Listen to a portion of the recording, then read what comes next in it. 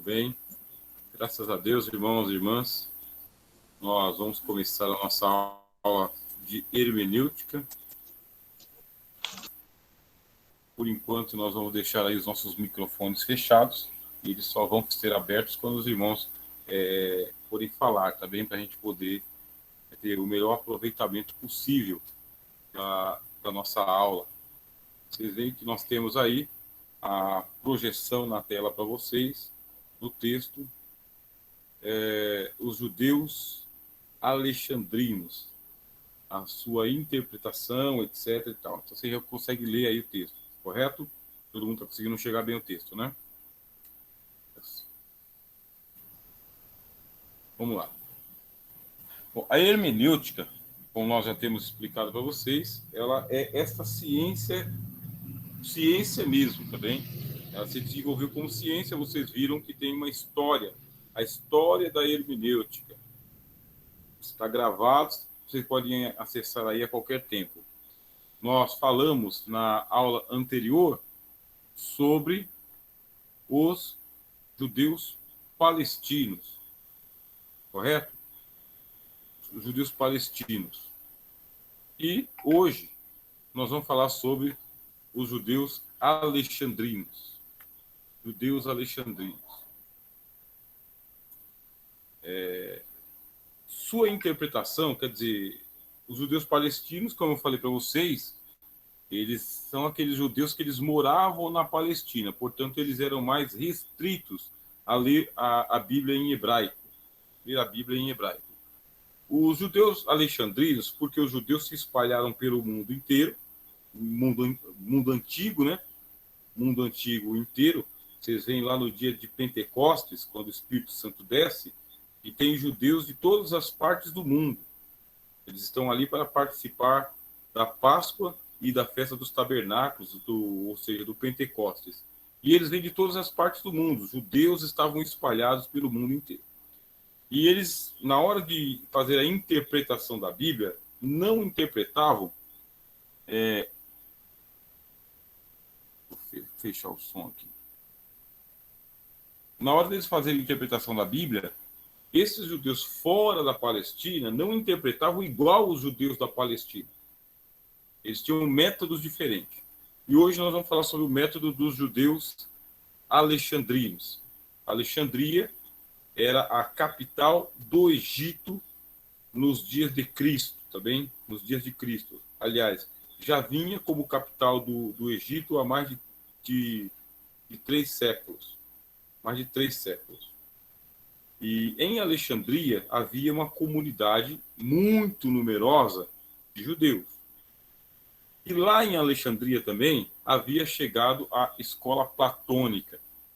Por quê? Porque o Egito tinha sido helenizado. Os gregos tomaram conta do mundo e onde os gregos chegavam, eles levavam o helenismo. Helenismo é a cultura dos gregos. Portanto, o Egito ele tinha aquela cultura antiga dos próprios egípcios, cultura natal. Os egípcios eles tinham uma cultura que tinha chegado ali pelo Império Assírio, pelo Império Babilônio, pelo Império Persa e agora pelo Império Greco-Macedônico. Essa era a terra do Egito. Hoje, o Egito está com a cultura dos muçulmanos, para vocês verem como que aquela terra ela é espiritualizada. Deixa eu ver aqui, tem gente chegando. Nossa, uma Vera. Seja bem-vindo, uma Vera. Aquela comunidade judaica, ela era uma comunidade universalista. O que é comunidade universalista? Ela se abria para as culturas de outros povos. O Egito ele tem essa versatilidade. O Egito ele consegue fazer a mescla de diversas espiritualidades.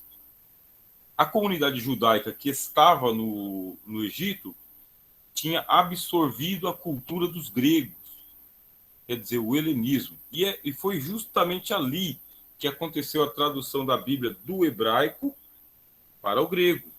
Foi por causa da comunidade de Alexandria. Havia um intérprete das escrituras lá, muito importante, chamado Filo. o histórico Filo de Alexandria. E como que ele fazia a interpretação do Velho Testamento? Nós vamos ler aqui, também vocês vão acompanhar. Os judeus alexandrinos, sua interpretação era determinada mais ou menos pela filosofia de Alexandria. Adotavam o princípio fundamental de Platão de que não se deveria acreditar em nada que fosse indigno de Deus.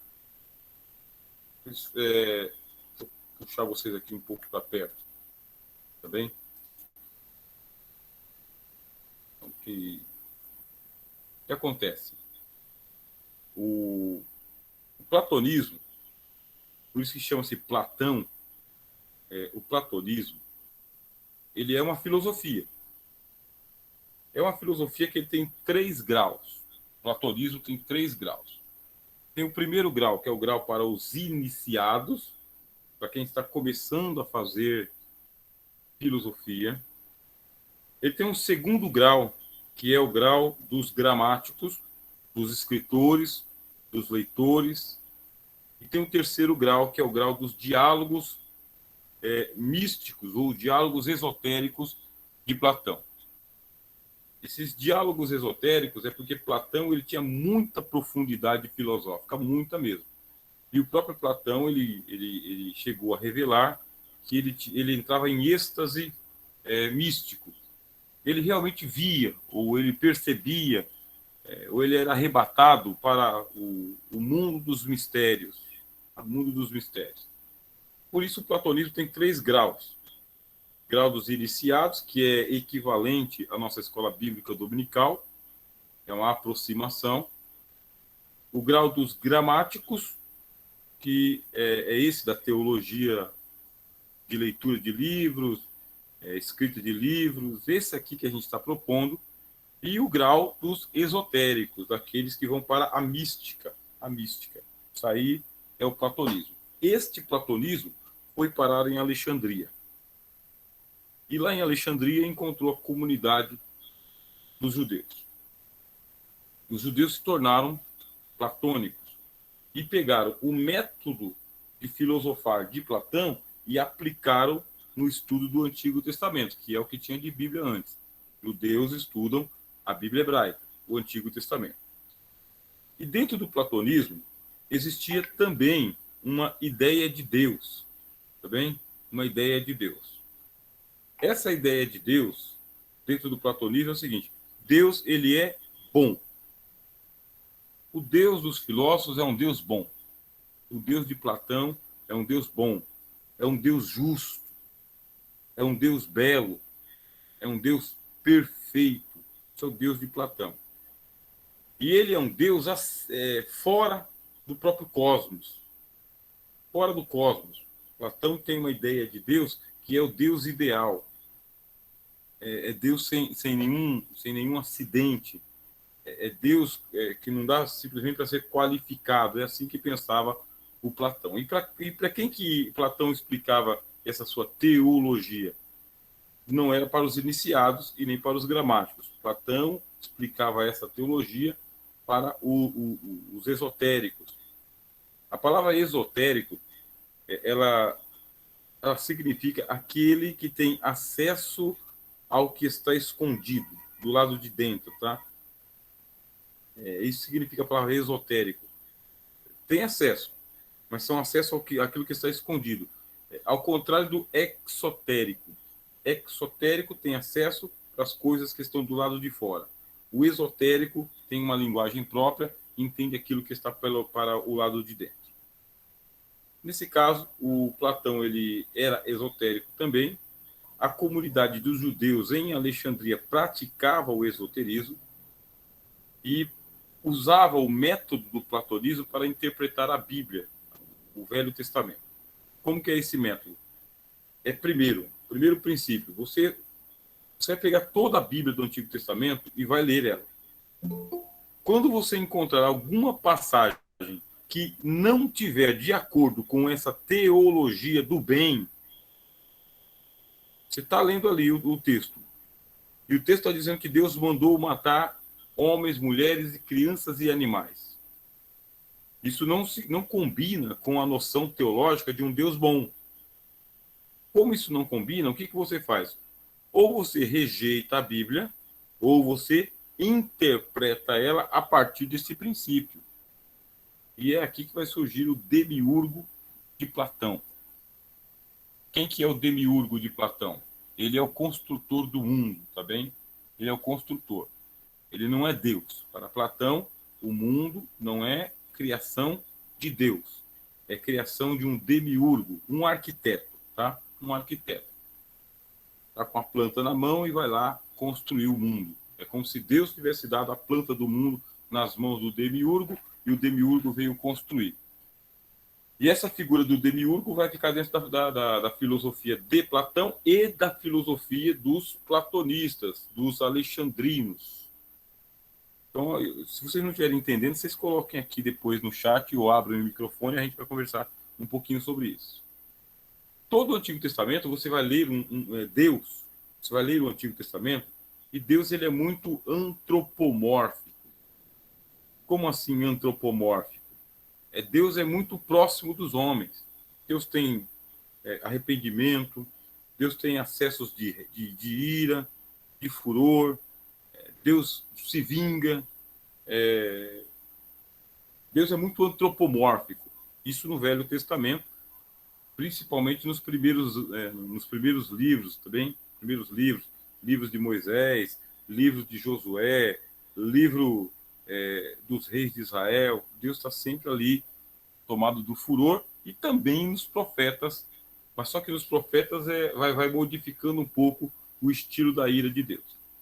O que vai dizer o método alexandrino dessa comunidade de judeus alexandrinos? Deus não pode se arrepender. Deus não pode ficar mudando de ideias. Deus não pode ficar furioso do nada, sabe? Virar a chave de repente. Portanto, nós temos que alegorizar essas partes, temos que entender de uma maneira parabólica, usando parábolas, usando as figuras de linguagem, para poder tentar compreender o que significa a palavra Deus se arrependeu, Deus se irou, Deus enfureceu-se, Deus entristeceu-se. O que significa?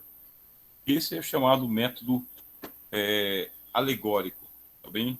Método alegórico. Vamos continuar aqui com o compartilhamento do documento para vocês lerem. Vocês sabem que nós estamos utilizando aqui o livro de interpretação. Deixa eu ver, não está aqui na mão. Porque eu estou usando o PDF, né, que eu acho mais fácil. É esse que eu estou compartilhando com vocês aí. Tá bem? Do Louis Berkhoff.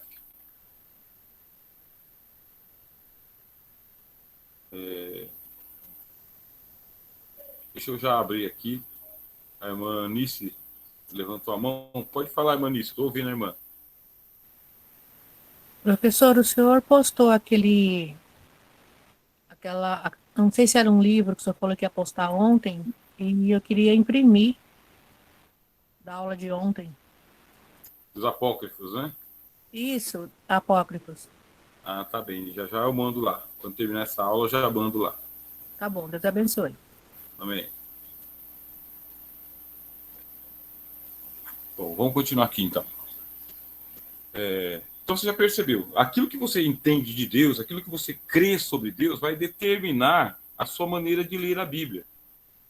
Isso aí é muito comum no meio evangélico, tá bem? Dependendo do ramo denominacional, da filosofia do líder, da visão teológica que o líder tem, esse aí vai ser o óculos que ele vai utilizar para poder interpretar a Bíblia. É o que o Platão está dizendo aqui, ou o que o platonismo vai dizer. Deus é bom. Por isso, tudo aquilo que você perceber que é indigno de Deus não pode ser Deus. Você precisa fazer uma outra interpretação. Sempre que encontravam coisas no Antigo Testamento que não estava de acordo com a filosofia e que ofendia o seu senso de adequação, eles se valiam das interpretações alegóricas. Aí está escrito aqui, ó, Filo foi o grande mestre entre os judeus desse método de interpretação. Ele não rejeitou completamente o sentido literal das escrituras, mas considerou como uma concessão aos fracos. Por quê? A Bíblia, ela tem o seu texto na sua literalidade, tá bom, meus irmãos? Literalidade das Escrituras. Literalidade é o texto no preto e no branco, igual nós vimos aqui na aula passada, como os alexandrinos, como os palestinos estudavam. Quer dizer, eu até falei para vocês, a literalidade significa o quê? Que o peixe, o Deus deparou um grande peixe, engoliu Jonas, que esteve 3 dias no ventre do grande peixe, que orou ao Senhor Deus das entranhas do inferno. Deus ordenou que o peixe vomitasse Jonas na praia. Bom, como que o judeu da Palestina lê isto? Lê literalmente, palavra por palavra, não mexe no texto. Interpretação literal. Como que o judeu alexandrino, platonista, lê isto? Ele vai ler de outra forma. Como assim? Será que a história não aconteceu? Não é que a história não aconteceu. A história não aconteceu do jeito que está ali. A história aconteceu, mas não é do jeito que está ali. Para o judeu alexandrino, o texto quer revelar algo mais transcendente, algo mais nobre. Não Deus que pega o profeta à força e manda ele profetizar a pulso. Não. Tem que ter outro sentido. O que significa o grande peixe? O que significa os marinheiros no mar revolto? O que é essa fuga de Jonas em direção a Tarsis? O que é esse esperar de Jonas por um evento que não acontece? O que significa? Qual que é a alegoria? Qual que é a parábola? Qual que é o sentido figurado do texto? Não o sentido literal. Esses judeus alexandrinos, eles vão dizer, eles interpretavam assim, dizendo, se eu ficar com o texto literal, só o preto no branco, eu vou perder o sentido espiritual do texto. Nós, em nossas igrejas, a gente faz justamente aquilo que os judeus alexandrinos faziam. Nós tomamos a Bíblia no seu sentido figurado.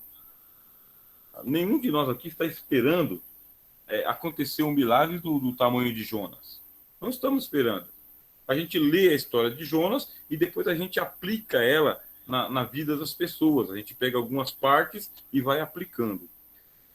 A diferença entre essa interpretação que a gente faz para a igreja, para a escola bíblica dominical e para um estudo teológico e o método alegórico, a diferença é que é o nível de profundidade, tá bem? É o nível de profundidade.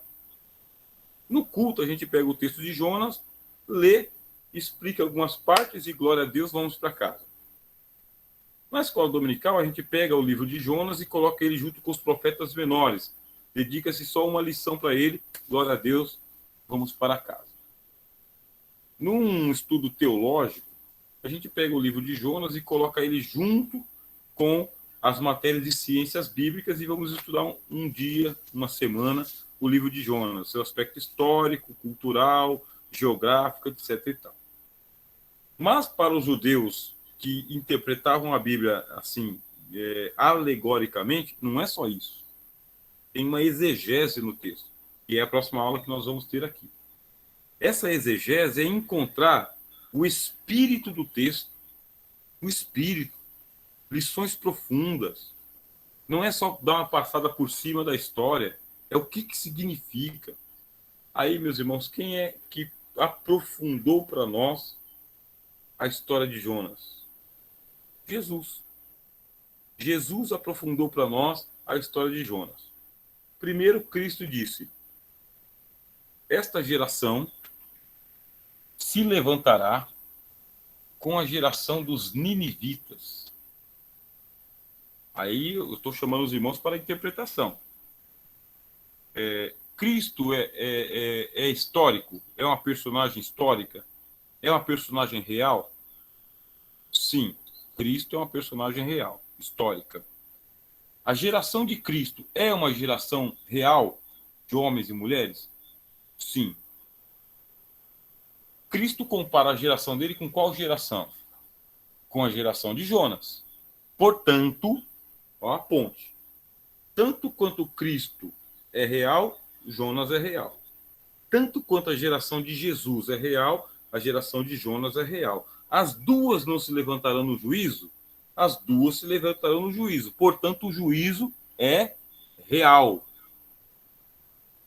A diferença é que Jonas está 700 anos antes de Jesus. E Jesus 700 anos depois de Jonas. Duas gerações separadas por 700 anos se levantarão no juízo final. Olha o tempo que passou. 2000 anos. Cristo disse, esta geração, a dele, se levantará com a de Jonas. Estou fazendo exegese com vocês, tá bem? Exegese.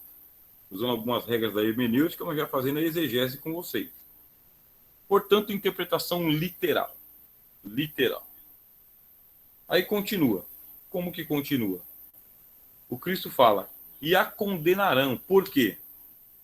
Porque eis aqui quem é maior do que Jonas. Aquela geração de Jonas se converteu com a pregação de Jonas. Você pega o livro e diz que 120 mil pessoas se converteu em menos de 2 meses de pregação. Menos de 2 meses de pregação, sem nenhum milagre, hein? Sem nenhum sinal. Jonas não fez nada de miraculoso, só pregou. Aí Cristo fala, ai de ti, Betsaida, Corazim, Cafarnaum, que são as cidades onde ele mais fez milagre, mais fez sinais. E Cristo fala, a geração de Jonas se converteu com a pregação de Jonas, e vocês nem com sinais vocês se converteram. E Cristo fala, eis aqui quem é maior do que Jonas. Cristo é uma personagem histórica, Jonas é uma personagem histórica, os ninivitas se levantarão no juízo, os judeus se levantarão no juízo, no fim dos tempos, e este julgará esse daqui. Os convertidos vai julgar os desconvertidos, os que não se converteram. Isso é exegese, meus irmãos. É você ler o texto e trazer e deixar ele na sua literalidade primária, e depois você fazer a aplicação exegética que Jesus fez. Jesus fez a exegese da história de Jonas, nesse primeiro ponto. Depois, o Cristo pega de novo Jonas como exemplo. Por quê? Porque nós temos o problema histórico de um peixe haver engolido um homem. Um peixe, né? Uma baleia, um grande peixe. Será que isso aí é alegórico? Será que é mitológico? Será que isso é só uma novela judaica, como alguns críticos dizem? Aí o Cristo pega e fala, assim como Jonas esteve no ventre da terra, no ventre do grande peixe, por 3 dias e 3 noites, assim também. Você vê a ponte que Jesus faz entre o fato histórico. Para Jesus a história não é alegórica, para Jesus a história não é figurada, para Jesus a história, é fato. Jonas esteve, assim como Jonas, eu também. Só que Jonas esteve 3 dias no ventre do grande peixe, e o filho do homem está 3 dias no seio da terra. Mais uma vez, você precisa da exegese. Exegese, você pega 2 personagens históricas, pega os fatos que aproximam os dois e faz a comparação. Isso aí é exegese. Bom, os judeus alexandrinos, eles podiam ler a história de Jonas como uma novela judaica. Eles liam a história de Jonas como uma novela judaica. Eles liam a história de Jó como uma novela judaica. Eles liam a história de Esther como uma novela judaica. Eles liam partes da história de Daniel como novela judaica. Essa novela, quer dizer, é uma história que está sendo contada, que tem algumas lições espirituais. E por incrível que pareça, em nossas igrejas se repete a mesma metodologia. Muitas vezes se prega a história de um profeta como se fosse um fato irreal, fictício, distante da realidade. E aí, vocês acharam? Vocês podem abrir o microfone de vocês e comentar o que vocês quiserem, ou então ir aqui no chat. Aí eu vou acompanhando o que vocês escreverem aqui no chat, tá bem? todos que estão presentes. Se ninguém tiver nada a dizer, a gente vai continuar aqui com o texto. Para ele, aqui, ó, bem embaixo, tá vendo aqui, ó? Vocês estão vendo o texto? Estão, né? Estou compartilhando com todos.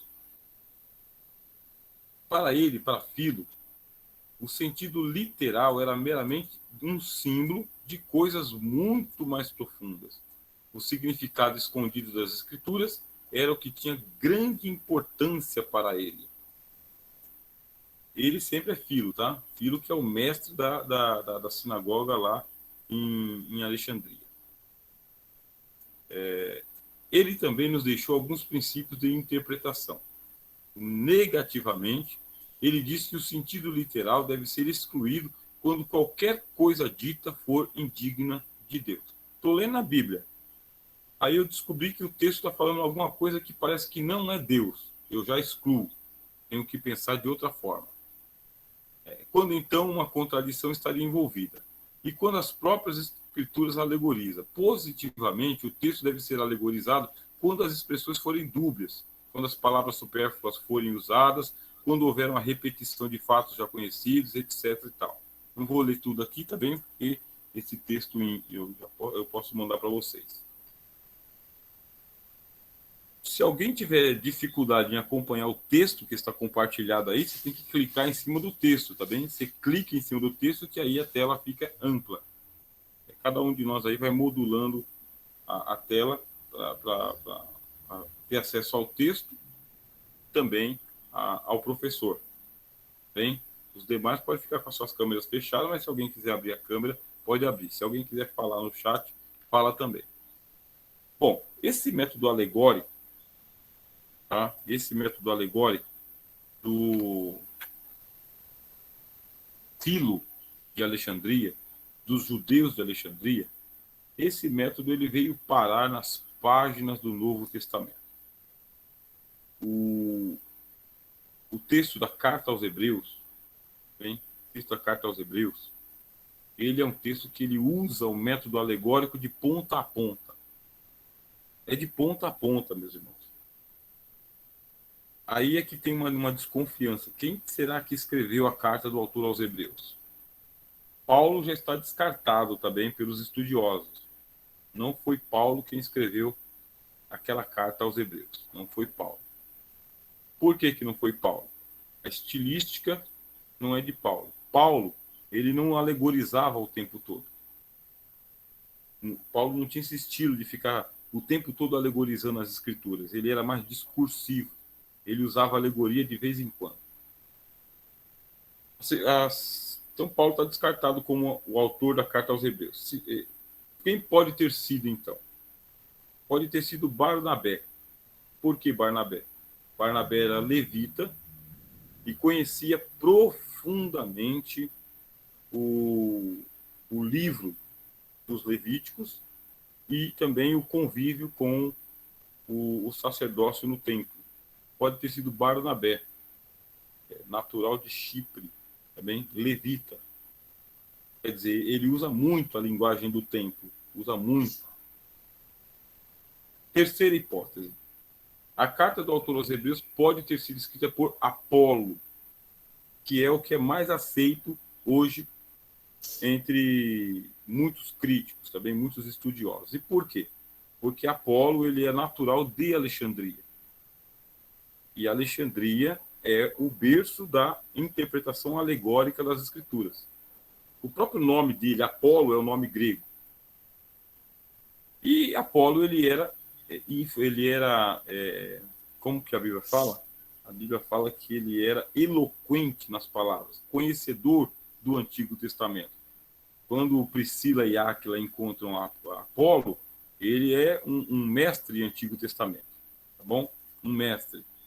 Por isso, Apolo pode ter sido o autor da carta aos Hebreus e assim ele utilizou o método alegórico para falar de Cristo, comparando Cristo e os anjos, Cristo e Josué, Cristo e Moisés, Cristo e o tabernáculo, Cristo e o sacrifício, Cristo e o sacerdócio. Método alegórico. Nosso irmão José Silva aqui levantou a mão. O senhor pode falar, irmão José. Nosso irmão Erlan também levantou a mão. Nosso irmão José primeiro. Professor, falando sobre essa questão, se foi Paulo, se não foi Paulo que escreveu, existe um debate muito grande sobre aquele texto lá no final, que há uma citação de Timóteo. Como é que a gente vê aquele negócio ali? Porque eu já ouvi tanta coisa sobre aquele negócio ali. O que o senhor diria para nós? Existe uma citação, não estou lembrado agora do versículo exatamente, mas existe, no final da carta existe uma citação a Timóteo. Aí muitos interpretaram que você é o Paulo ali por causa da ligação de Paulo com Timóteo. Tem algo a ver com isso ou não? O Timóteo ele é conhecido de Apolo também, tá bem? Também. Paulo e Apolo eles são amigos, eles não são inimigos.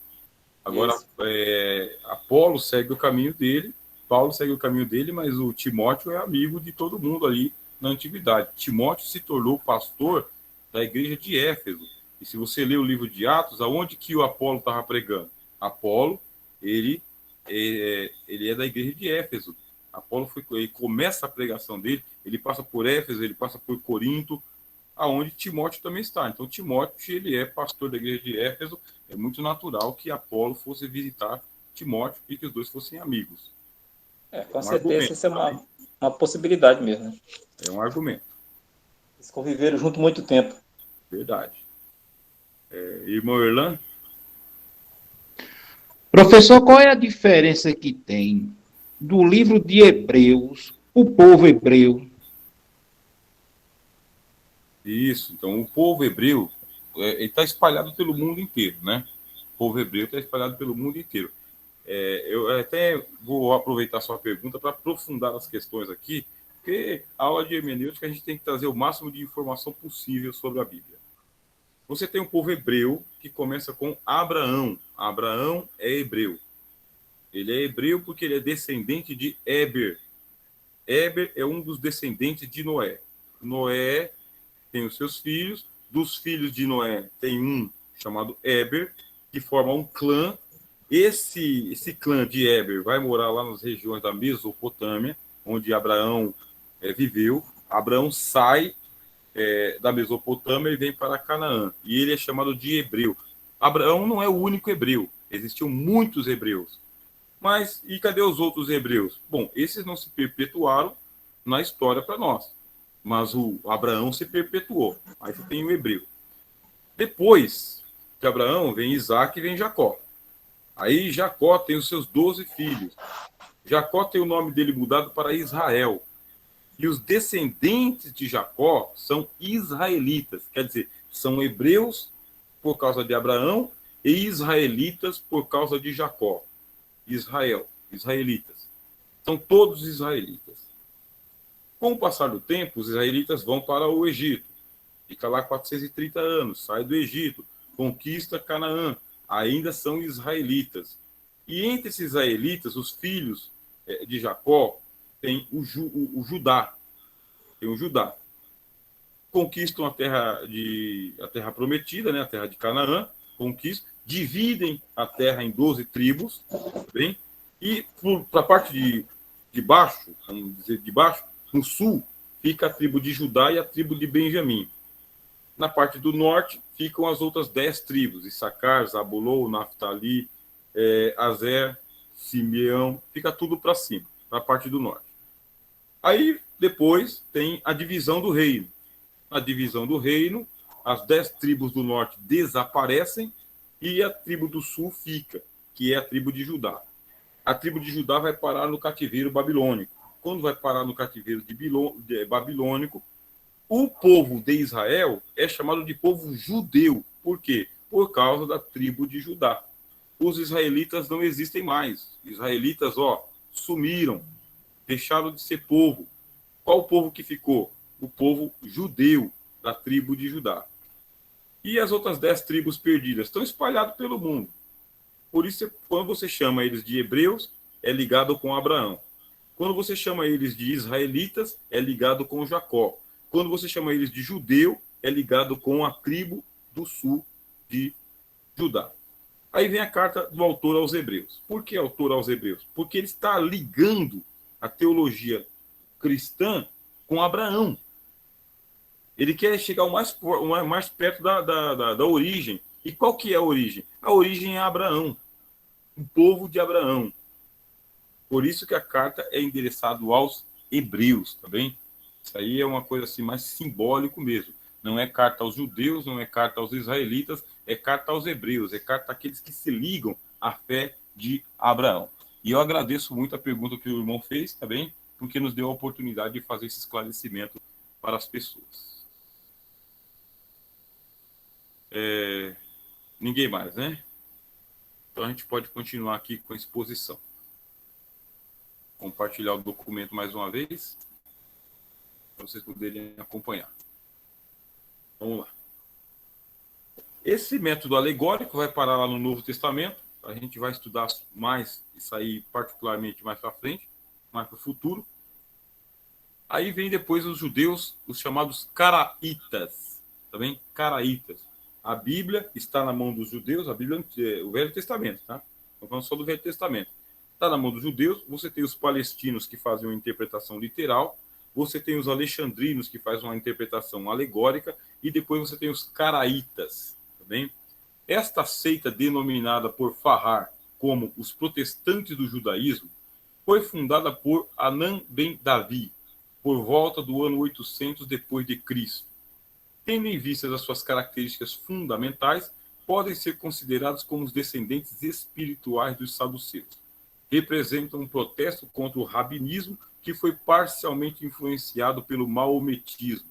A forma hebraica da palavra caraítas é Bnei Mikra, filhos da leitura. Eram assim chamados porque o seu princípio fundamental era considerar a escritura como uma autoridade única em matéria de fé.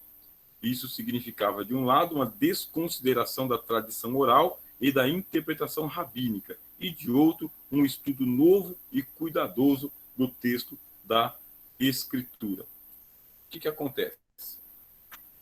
Os caraítas. Depois da destruição do templo de Jerusalém, no ano 70 da era cristã, aí os judeus, veja que eu estou usando a palavra judeu, hein, da tribo de Judá. Os judeus, eles foram espalhados pelo mundo inteiro, pelo resto do mundo. A vida espiritual do povo judeu era o templo de Jerusalém. O templo representava a unidade religiosa que eles tinham. E eles valorizavam sim o templo, tá bem? Valorizavam o templo.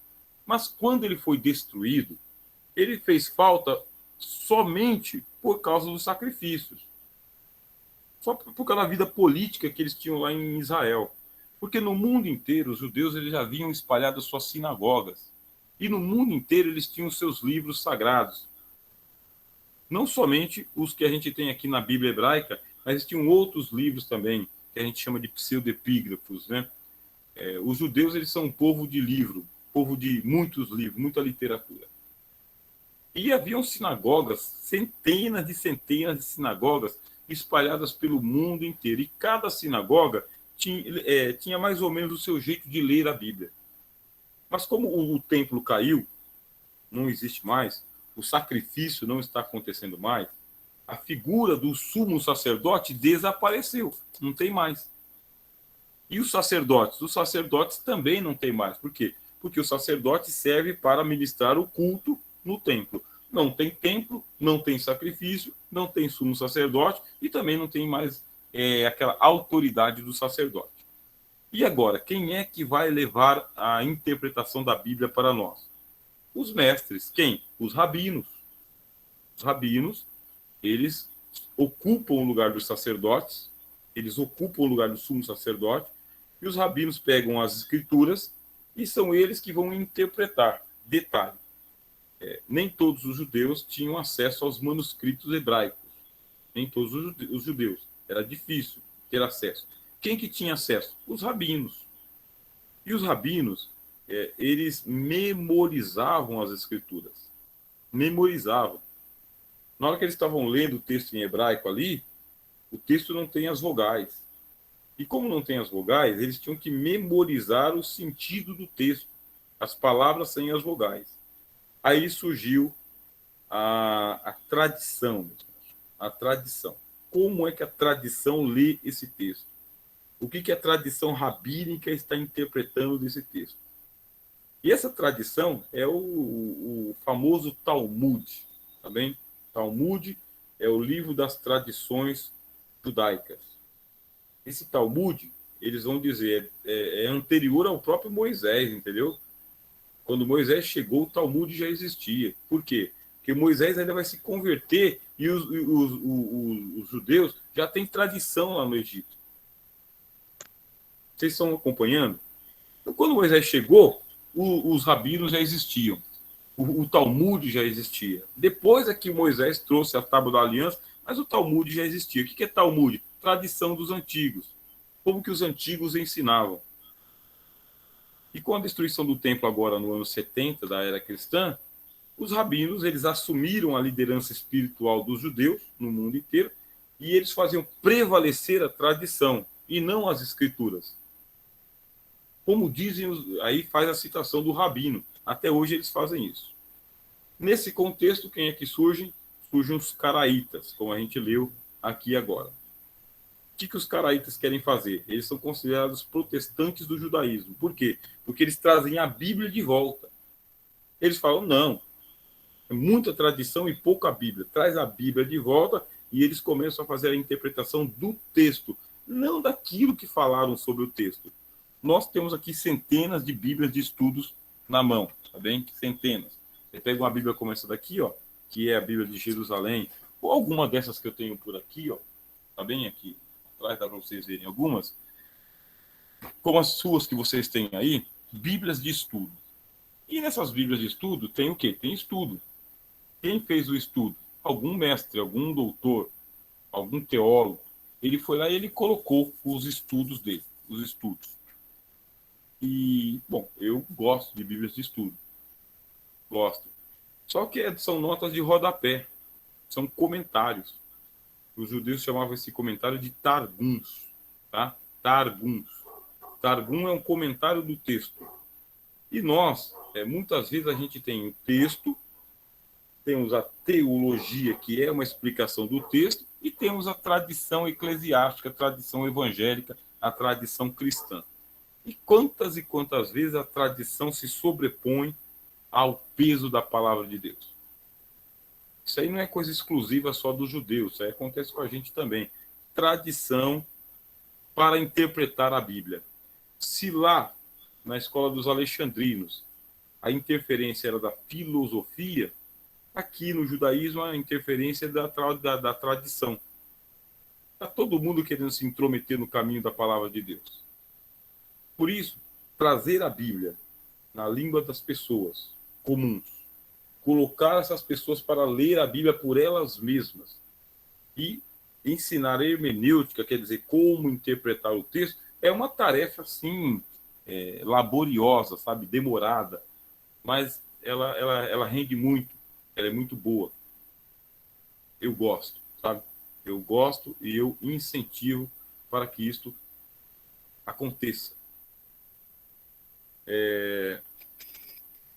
Opa. Bom, alguém pediu a palavra? Como que está aí? Né? Não sei se a imagem está saindo bom, se vocês estão me enxergando. Às vezes tem interferência. Alguém me levantou a mão? Parece que não, né? Alguém comentou alguma coisa? Deixa eu ver aqui no chat. Por enquanto, nenhum comentário. Ninguém levantou a mão. E o que acontece? Será que os judeus deixaram isso barato? Não, meus irmãos. Não deixaram barato. Os judeus, nas sinagogas, eles valorizam muito a tradição, porque eles vão dizer que a tradição é a atualização da história. É como se o Espírito de Deus, e os judeus não entendem o Espírito de Deus igual você e eu, como uma terceira pessoa da Trindade. Eles entendem que o Espírito de Deus é uma virtude, é um dom de Deus, é o sopro de Deus sobre a consciência do rabino. Portanto, o rabino ele é iluminado pelo sopro de Deus, pelo Espírito de Deus. Não como a terceira pessoa da Trindade, mas como uma virtude. E os rabinos vão dizer que esse rabino aqui, ele está iluminado por Hashem, o Eterno, Deus.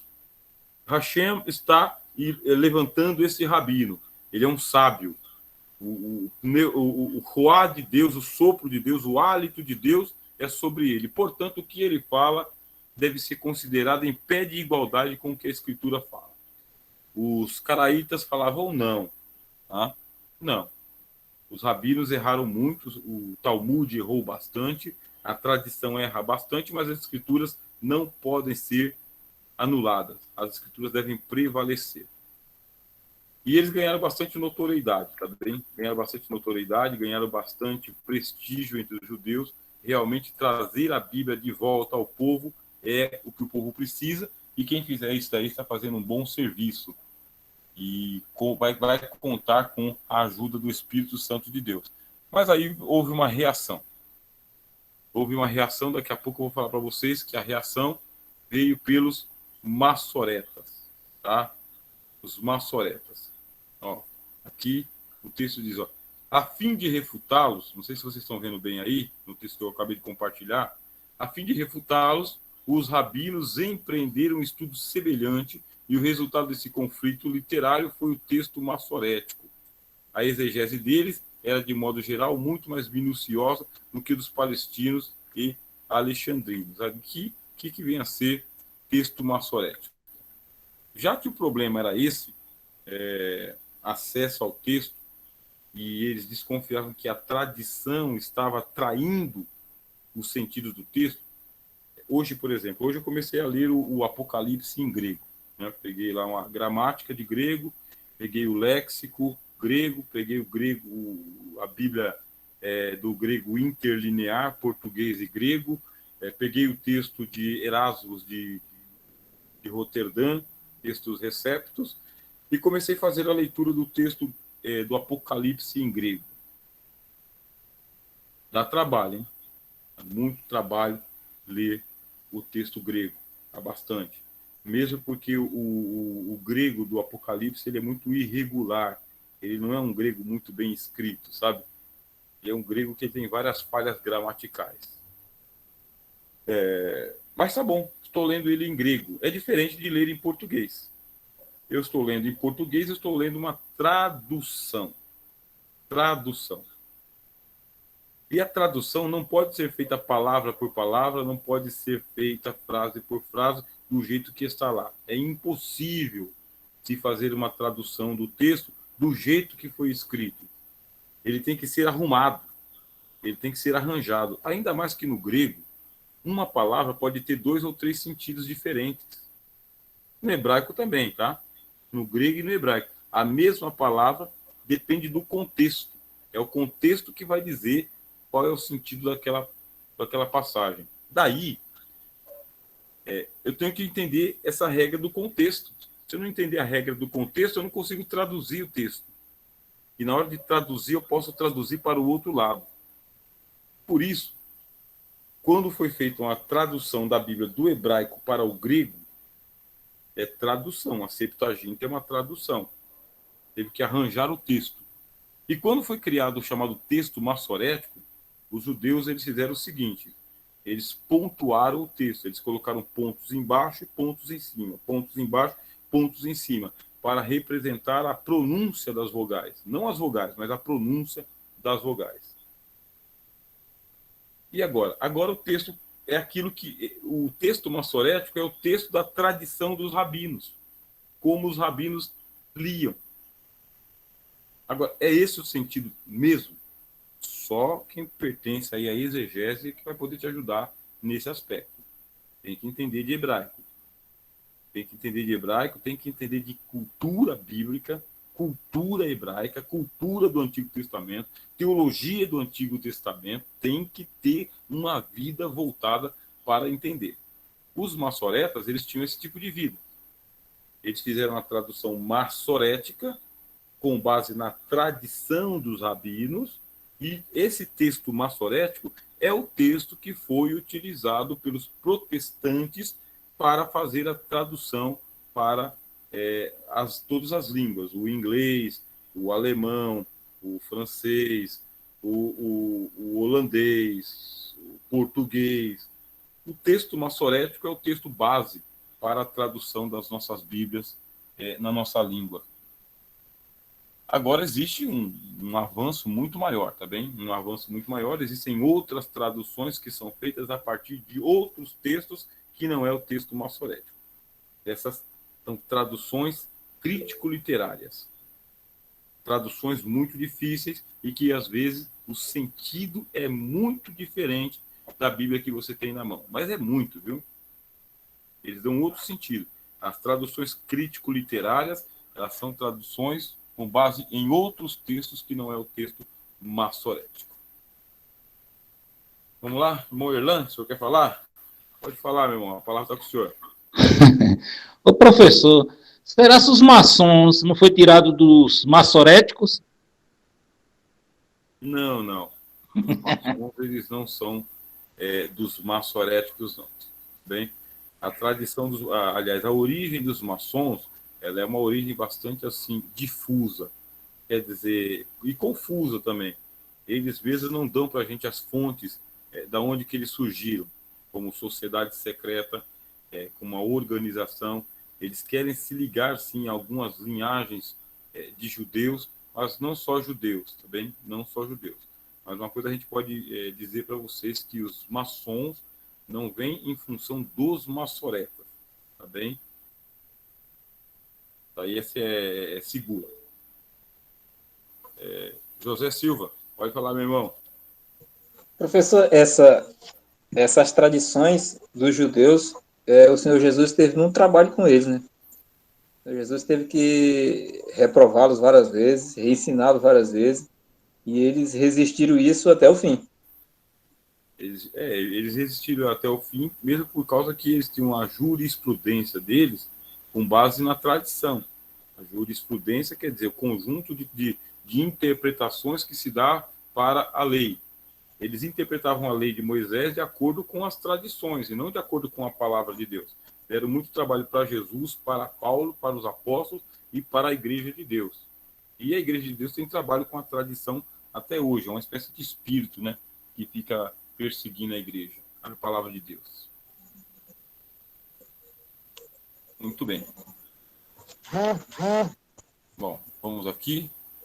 Estamos quase chegando ao fim, tá bom? Da nossa aula de hermenêutica, para a gente começar a exegese. Aí surgem os judeus chamados cabalistas, mesmo, da Cabalá, tá bem? Os cabalistas. Os cabalistas, eles pegam também a Bíblia do Antigo Testamento, mais especificamente a Torá. A Torá são 5 livros de Moisés. Os cabalistas, né, o movimento cabalista do século XII era de uma natureza bem diferente. Eles realmente representam uma reductio ad absurdum do método de interpretação usado pelos judeus da Palestina.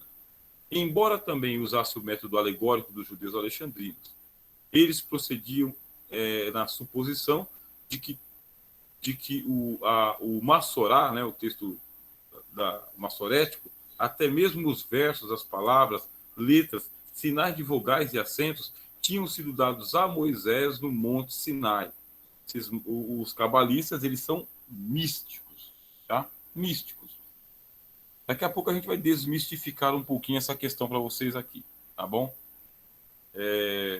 E que os números das letras, cada uma delas, a transposição, a substituição, tinham um poder especial, até mesmo sobrenatural. Na sua tentativa de desvendar os mistérios divinos, valiam-se dos seguintes métodos, para vocês entenderem aqui. Os cabalistas, eles pegam, vou pegar aqui a minha Bíblia em hebraico, tá? Pegam aqui a Bíblia em hebraico, abrem a Bíblia, bem? Abrem a Bíblia. Esse texto aqui, ele é o texto da Stuttgartensia, bem? É um texto massorético. Não sei se vão conseguir enxergar bem, mas faz de conta, ó. Esse texto hebraico, ele tem as suas letras, que são as 22 consoantes do alfabeto hebraico, e ele tem as suas pontuações, em cima e embaixo, em cima e embaixo. Por quê? Porque Moisés disse que não se pode acrescentar nada na palavra de Deus e não pode tirar. O texto tem que ficar do jeito que foi escrito. Mas faltam as vogais, Moisés. Não faltam as vogais. Você tem a tradição. como que a gente faz? Representa com os pontos, 2 pontos, 3 pontos, 1 ponto, um traço, representa. E eles colocaram em cima e embaixo da letra essa pontuação. E agora, qual que é o sentido do texto? Lá vem os cabalistas dizendo, não é o sentido literal. Não é para você ler a Bíblia do jeito que está lá. Você tem que contar as letras. Você tem que contar as pontuações. Porque cada letra tem um valor. Cada letra tem um valor, que é um valor cabalístico, é um valor místico. É a mística da numerologia, da simbologia, do poder divino nas palavras. E os cabalistas, sendo eles esotéricos, o que eles fazem? Eles fazem uma leitura esotérica da palavra de Deus. Leitura esotérica. Eles querem descobrir o que está por escondido no texto. É daqui que surgiu o código da Bíblia, tá bem? E dizendo que Deus usou... Existe um código, uma possibilidade de você conhecer a história da humanidade e do futuro a partir do código da Bíblia. Tá bem? Porque Deus escondeu segredos ali. Aliás, eles vão dizer que Deus usou o hebraico para poder criar o mundo. E que existe um poder espiritual dentro de cada palavra em hebraico. Se você conseguir quebrar a cápsula, quebrar o segredo do texto, você libera aquele poder. Mas para isso você tem que passar pela Cabalá, bem? Tem que passar pelo cabalismo, né? É tornar-se um cabalista. É uma versão esotérica do próprio judaísmo. Eles vão falar sobre a gematria, tá bem? A gematria, de acordo com a qual podiam se substituir uma dada palavra bíblica por outra que tivesse o mesmo valor numérico. A gematria, a notaricon e a teborá. São três métodos de se fazer uma interpretação mística da palavra de Deus. Vou simplificar. Tentar simplificar, né? Tentar. Você está lendo o texto. Se apareceu um número no texto, qual número? 3. Número 3. Para a leitura, porque esse número 3 não está ali por estar. O número 3 tem um segredo místico, cabalístico, um poder cabalístico. 3, 4, 2, 7, 9. Então, para. Você tem que interpretar o símbolo.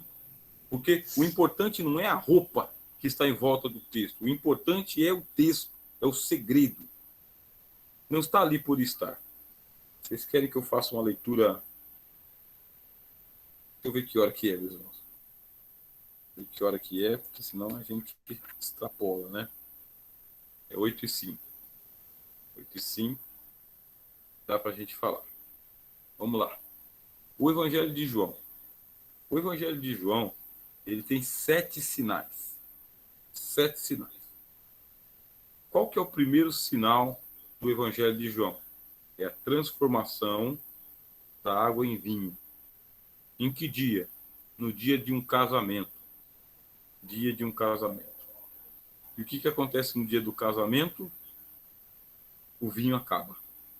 O vinho acaba. Cristo transforma água em vinho e oferece aos convivas. Pronto.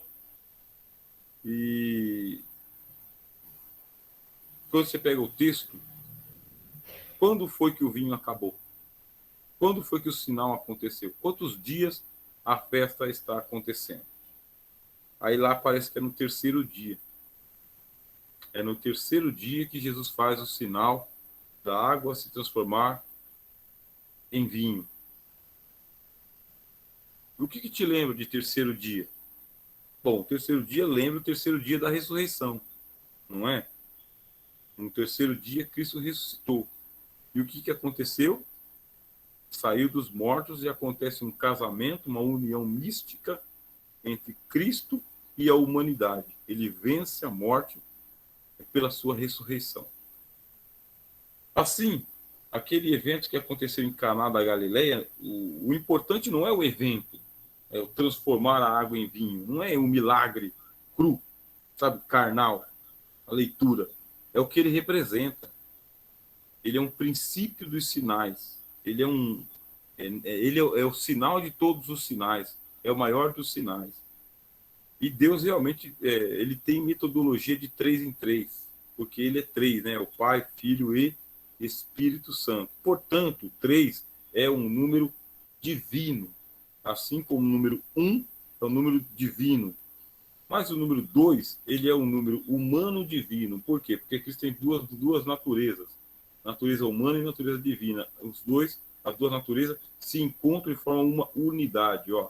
É o número humano e divino. O 3 é divino porque ele é da Trindade. O 4 é o número da natureza. São os 4 elementos, os 4 pontos cardeais,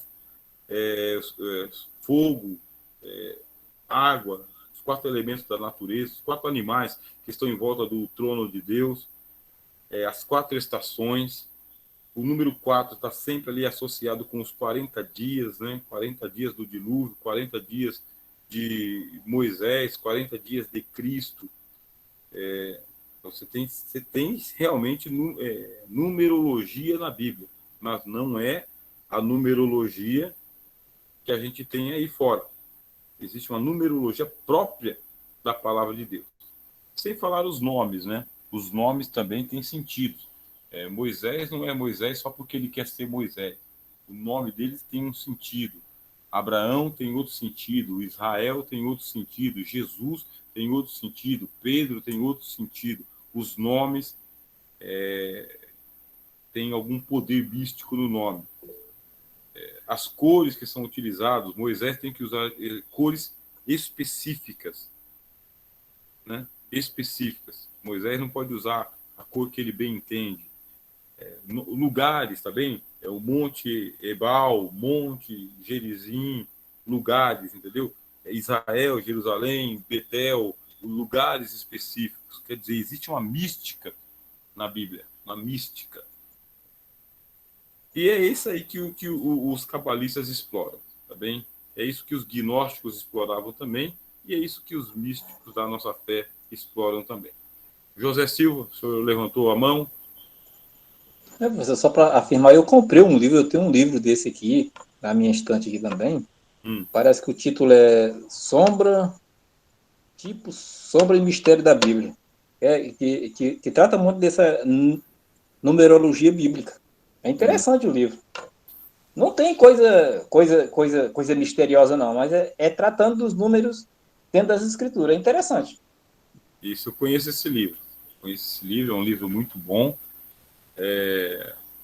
Eles procuram desmistificar, dizendo que é só um símbolo, só simboliza, mas os cabalistas vão mais longe. Os cabalistas eles vão dizer que Deus tem 72 nomes. 72 nomes. Quando você faz a invocação dos 72 nomes de Deus, você desperta um poder espiritual que está na fonte do universo. Só de falar os 72 nomes de Deus, você vai até a fonte. Aí você entra em estado de êxtase, em estado místico, em plena comunhão com Deus, e é ali que você entra no mundo dos profetas, com sonhos, visões, revelações, anjos e uma série de seres espirituais. É pesado.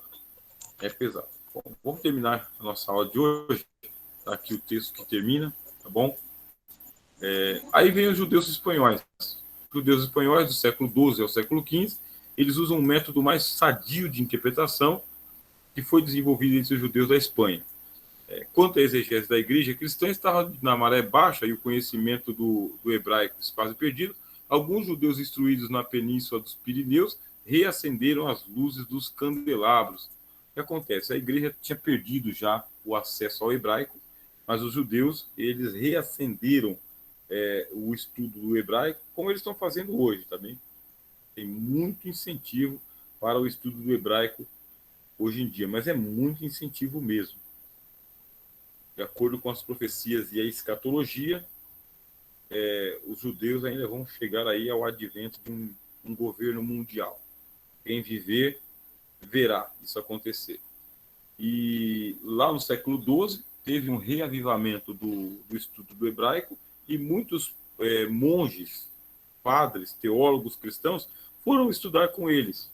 E foi ali que se aprendeu um pouco mais sobre os métodos de interpretação hermenêutica, que é esse que a gente tem aqui hoje, mais ou menos arranjado. Algo mais compassado, algo mais histórico, mais contextualizado, não tão místico assim, não tão esotérico assim, não tão exagerado assim, uma interpretação que balanceia, tá bem? O espiritual com o literal, o histórico com o profético, é mais ou menos nesse caminho que nós estamos hoje em dia. Tá bom, meus amigos? Essa foi a nossa aula de hermenêutica de hoje. Eu vou preparar para a aula de exegese, tomar ali uma água, né, para refrescar a garganta. Agradeço a presença de vocês. Daqui a pouco, lá no grupo, eu estou enviando o outro link para a aula de exegese. Não esquecendo, hermenêutica e exegese. Hermenêutica é uma metodologia, exegese é outra metodologia. Tá bom? Até daqui a pouco. Fiquem na paz. Deixa eu interromper aqui a gravação.